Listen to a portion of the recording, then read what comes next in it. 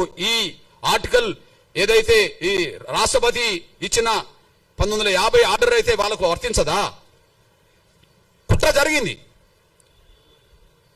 రాజ్యాంగం రాయడానికంటే ముందు రాజ్యాంగ సభ చర్చల్లో మైనార్టీల హోదా, అణగారిన వర్గాలకు సంబంధించిన వాళ్ళ మతపరమైన హోదా ఎట్లా ఉండాలని చర్చ జరిగినప్పుడు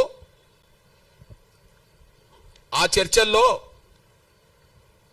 ఈ దేశ క్రైస్తవ ప్రతినిధులుగా 4 పాల్గొన్నారు. ఈ దేశ క్రైస్తవ ప్రతినిధులుగా 4 పాల్గొన్నారు.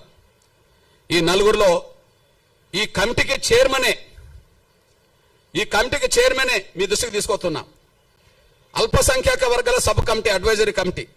రాజ్యాంగంలో అల్పసంఖ్యాక వర్గాలకు, దళితులకు, పేద వర్గాలకు ఎలాంటి ఉండాలని చెప్పినప్పుడు అంటే అంబేద్కర్ కూడా ఉంటాడు, కానీ దీనికి చైర్మన్ ఎవరు? హెచ్సి ముఖర్జీ, పశ్చిమ బెంగాల్. ఆయన ఎవరు? బ్రాహ్మణ్.